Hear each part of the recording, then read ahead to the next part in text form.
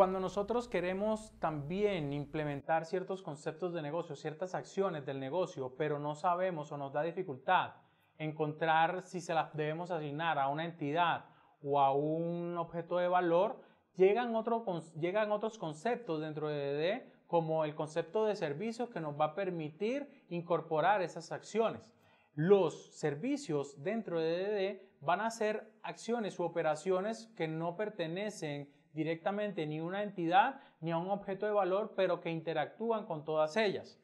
Los servicios van a ser elementos que no son definidos por un concepto de negocio per se, y de hecho muchas veces no se encuentran de primera mano dentro de lo que es la definición del lenguaje ubicuo, sino que eventualmente por identificar estas operaciones encontramos los servicios y tenemos que retroalimentar el lenguaje ubicuo con estos conceptos de servicios. Los servicios se definen por la acción que entregan, no por un concepto de negocio. Esto quiere decir que si nosotros nos vamos hacia el lado de orientación por UML o de modelamiento por UML, los servicios van a mapearse con casos de uso en los cuales hay múltiples interacciones con múltiples entidades y objetos de negocio. Allí vamos a encontrar que los servicios tienen diferentes características. Primero, los servicios son elementos o son objetos que tienen operaciones que son sin estado. ¿Eso qué quiere decir? Que un llamado a una acción o a una operación de un servicio no depende de los llamados que se han realizado anteriormente a ese servicio. Eso se llaman servicios stateless. La segunda característica que deben tener los servicios es que reciben y devuelven elementos que son conceptos de negocio. Lo que nos quiere decir es que cuando yo llamo a una acción o a un método de un servicio, recibo como parámetros objetos de valor o entidades y devuelvo como respuesta objetos de valor o entidades. Y lo tercero es que los servicios tienen operaciones que no se pueden plasmar ni en una entidad ni en un objeto de valor. De estos servicios también podemos encontrar diferentes tipos. El primer tipo de servicios son los servicios de dominio. Y es que nosotros vamos a encontrar operaciones que simplemente van a realizar ciertas acciones sobre una entidad, pero que es una operación que va no solamente a trabajar sobre una regla de negocio como lo hace una entidad o sobre los atributos de una entidad, sino que va a hacer una operación sobre toda la entidad como tal. Ese es el caso cuando queremos tal vez llevar una entidad hacia una base de datos. Allí creamos servicios de dominio o servicios que operan sobre esa única entidad. También vamos a tener servicios de aplicación. Los servicios de aplicación son objetos o son operaciones que nos van a tener o nos van a mantener transacciones del dominio como tal. O sea que el servicio o las operaciones que ofrece este servicio interactúan con diferentes entidades de negocio o con diferentes objetos de valor para poder hacer una operación del dominio.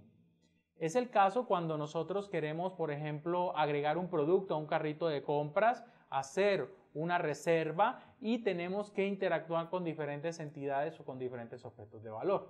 Y el tercer tipo de servicio que vamos a tener son los servicios de infraestructura. En estos servicios tenemos operaciones que no necesariamente pertenecen al dominio, como por ejemplo enviar un correo, que no hace parte de lo que es el negocio como tal, o tal vez hacer una auditoría que tampoco hace parte de lo que es el negocio, pero hay que hacerlo dentro del software. Entonces, estas operaciones que no pertenecen al negocio, pero que son necesarias para que el negocio funcione, se introducen o se ponen dentro de un servicio de infraestructura.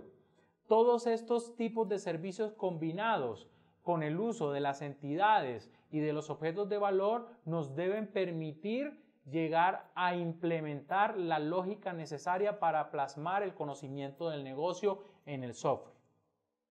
El otro concepto que tenemos desde el punto de vista arquitectónico es el módulo o los paquetes. ¿Y qué pasa con la arquitectura actual? Cuando nosotros vemos un software, nosotros nos damos cuenta de que ese software va a tener múltiples paquetes.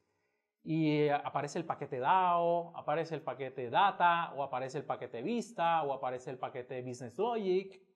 Pero esa estandarización que se ha tomado con los paquetes, porque muchos frameworks nos los ponen así, o porque tratamos de entender una arquitectura MVC o una arquitectura por capas, con unas capas específicas de negocio, presentación y de datos, hace que perdamos de vista el negocio.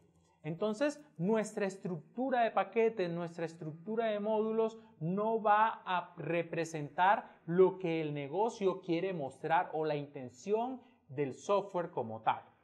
Y allí es donde DDD nos dice que la modularización o el empaquetamiento del software debe coincidir o debe estar alineado con los diferentes conceptos de negocio y los diferentes contextos acotados que tengamos de nuestro negocio. Es decir, que cuando nosotros estructuramos una aplicación o modularizamos una aplicación, debemos tener un módulo que se llame administrativo, si hay una parte administrativa, o si hay una parte que se encargue de vehículos, debe haber un módulo que se llame vehículos, o si hay una parte que se encargue de los empleados, debería existir un módulo de empleados o un paquete de empleados, y no tener paquetes como DAO, como Data, como Business Logic, como Vistas, que no dicen nada para el negocio como tal y que a su vez nos está dando mayor acoplamiento porque la distribución de conceptos o de componentes dentro de ese empaquetamiento hace que dentro de un mismo paquete hayan conceptos que no pertenecen ni al mismo subdominio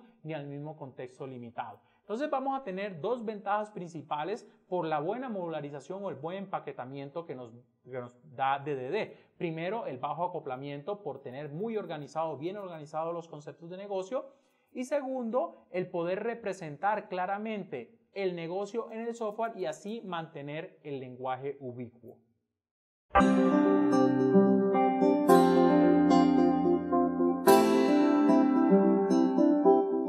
Aparte de los conceptos relevantes o más centrales de lo que es DDD, también tenemos conceptos que nos permiten mejorar la arquitectura o mejorar el diseño de una aplicación, así como manejar el ciclo de vida de los diferentes objetos que creamos.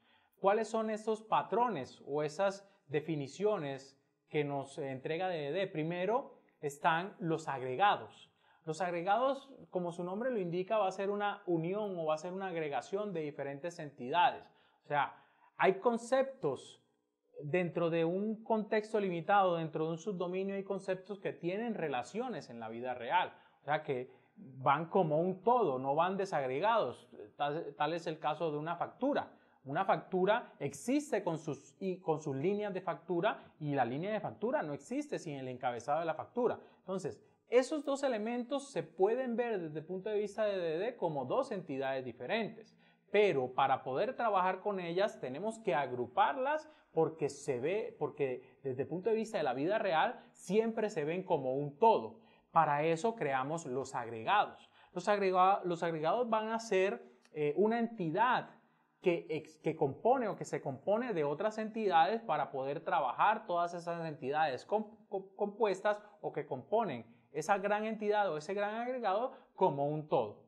Un agregado tiene uno de sus componentes internos que es por medio del cual puedo acceder al agregado y se le llama la raíz del agregado.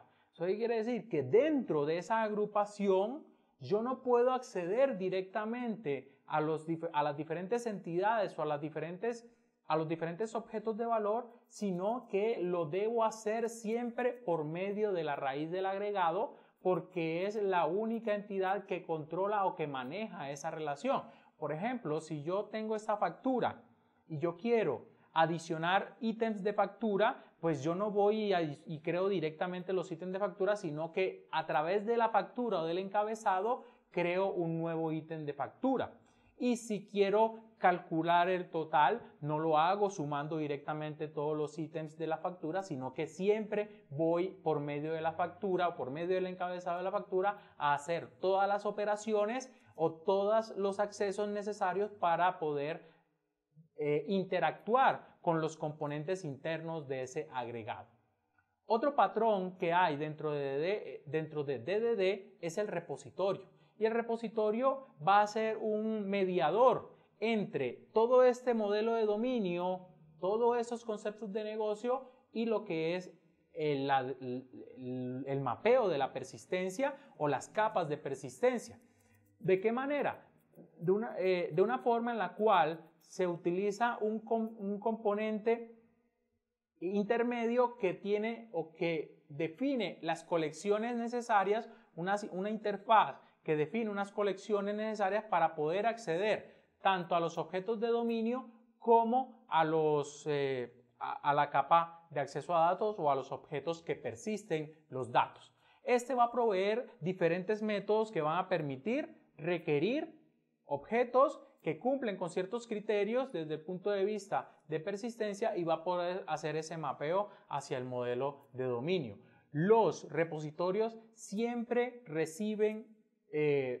retornan agregados o retornan entidades. Por lo general hay un repositorio por cada agregado. Hay que mantener esas prácticas o esos patrones muy estrictos. O sea que yo, si tengo dentro de mi software una factura y tengo una factura y un detalle de factura, yo no manejo un objeto que vaya a la base de datos para la factura y un objeto que vaya a la base de datos para el detalle de factura, sino que manejo solamente un repositorio por todo ese agregado de factura.